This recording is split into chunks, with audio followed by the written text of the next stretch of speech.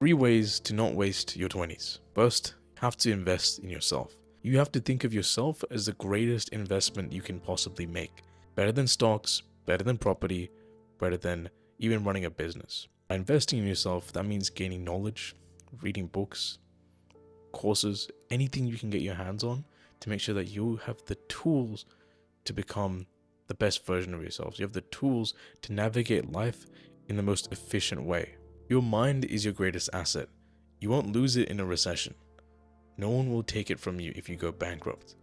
Your mind is the number one tool for creating the life you want. Make reading a key part of your daily routine.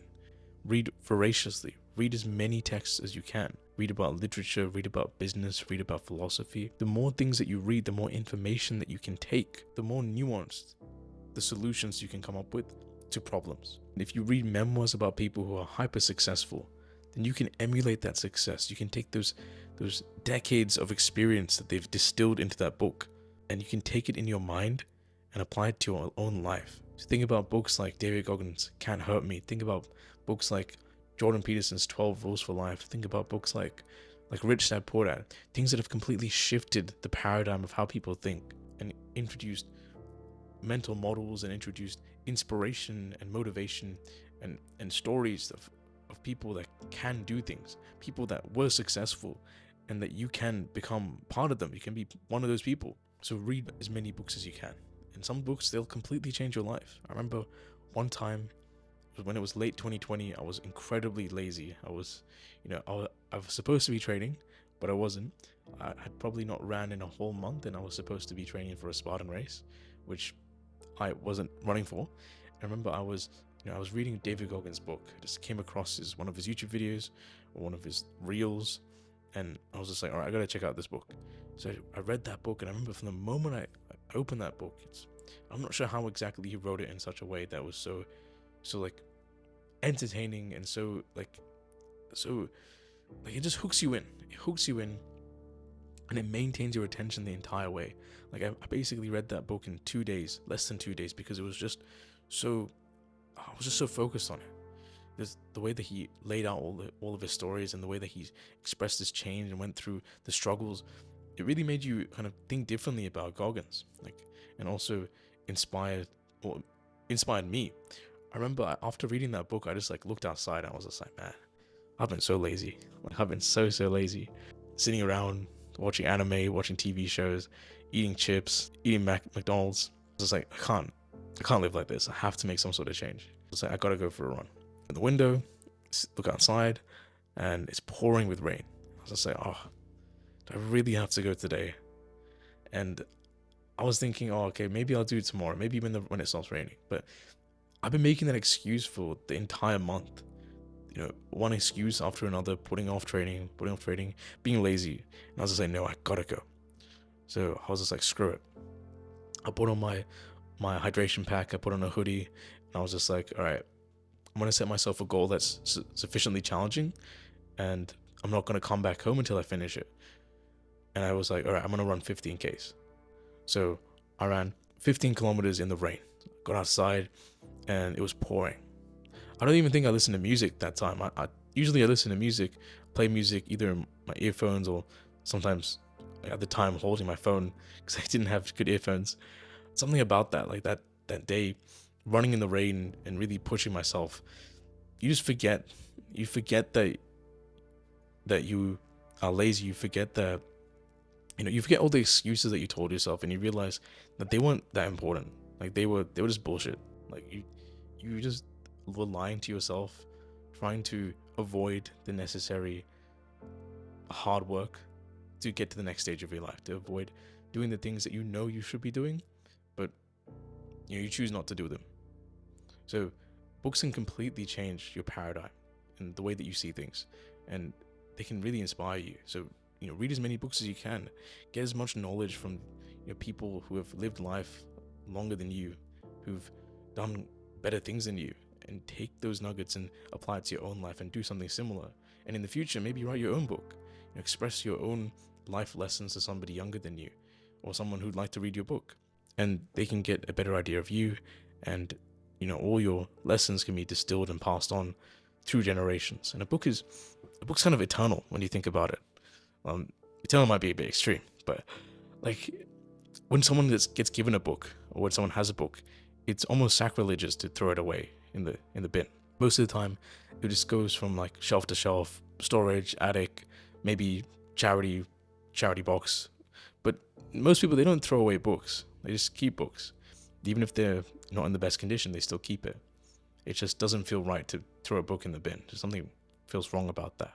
And your ideas can be spread far and wide if you wrote a book. But that's kind of a topic for another day. The other thing with investing in yourself is trying to become world class at something, something that you are passionate about. Because if you're world class, opportunities come to you. You don't have to go and chase them. If people know that you're the best pediatrician in town, you're going to be booked, completely booked. If you're the best accountant in an area and you know how to, you've been working in accounting for 20, 30 years and you know tax law back to front, and you can save your clients hundreds of thousands of dollars in taxes or tens of thousands of dollars in taxes, then people are going to be lining up to get services from you. If you're a software engineer and you're incredible at your job, you can set the terms with your own employer. They need you more than you need them because you can find somebody else. You can negotiate for an extra month or two of annual leave. You can negotiate a 4-day work week. You can negotiate, working from home or working from anywhere you like because you can get more work done than an average employee. So that's why it's so important in your 20s to invest in yourself and to become world class at something. So that's my first thing out of 3. Secondly, you should build meaningful relationships. Like your 20s are the time where you build the friendships that would, normally last you the rest of your life.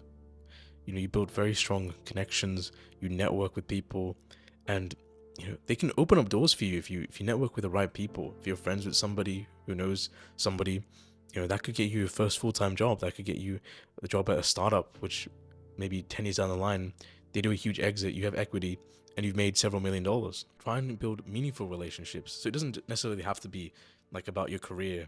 It can be more about just finding a set of people, a group of people that you belong to. Because as humans, we're very social animals. And when we don't have a tribe, we don't have a group of friends that we can spend our time with, we engage in self-destructive behaviors. We might drink, we might smoke, or we might do drugs, or anything else that's a toxic escapist habit. Because we're supposed to be social. We get dopamine from being social, among other things. And when we don't have that social aspect to our lives, it's very difficult for us to function. We're not built to function that way. For tens of thousands, if not hundreds of thousands of years, we were living in hunter-gatherer communities. Everybody knew everybody. You need to build and create amazing memories with your friends. Like, it can be hard to chase your goals. It can even feel like you can sometimes feel guilty for spending time away from working.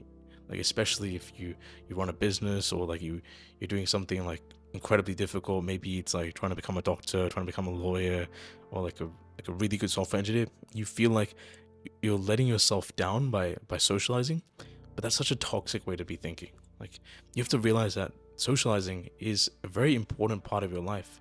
In fact, it should be one major goal, because life is not like it's nothing without having a good social circle. It's nothing without having friends that can support you, and a family that really cares for you. And if you can join a community which shares the same like interests as you, if you join a community that maybe has the same hobbies as you, then you'll feel like you belong, and life just has so much more meaning when it's like that. So yeah, second point is build meaningful relationships. All right, third and final thing is health is wealth. Fitness is the foundation of all success, so you need to get into the best shape of your life. Go to the gym, eat healthy, and practice mindfulness. Before life gets crowded with doing all kinds of things like having kids, having a mortgage, a demanding full-time job, you want to make sure that you build the right habits into your life, and your 20s are the perfect time to do that. Like, what you do in your 20s like sets the stage for your 30s, 40s, and beyond. So think about something that you do without thinking, like brushing your teeth. You get up in the morning and you brush your teeth. I mean, I hope that you guys get up in the morning and brush your teeth, right? It'd be kind of gross if you don't. But you don't really think about that.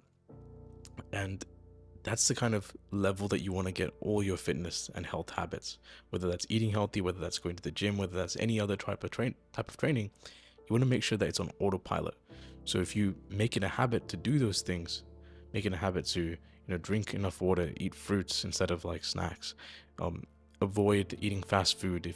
If you know you can make it at home, or you can find a healthier alternative, then it sets you up for having, a much better life, a much longer, healthier life. Because, we want to be there for our families for as long as it takes, and for as long as we can. We don't want to be chronically ill, affecting our family negatively. We don't want to be like that. We want to try our best to live a long and healthy life. Because I think, given all the technology that we have now, people can live, well past 80 if they take care of themselves. But, who wants to be 80 or 90 and be frail and weak? Like, you know, if you try and improve your health and maintain your health, exercise regularly. And if you're just a beginner, if you can just go for like a 20-minute walk, or like go to the gym and maybe spend like 30 minutes, keep it simple, keep it something that you can consistently do. If you do that for decades, you'll still be healthy even in old age. We have many examples of um, people who don't take steroids, who are still healthy in their old age.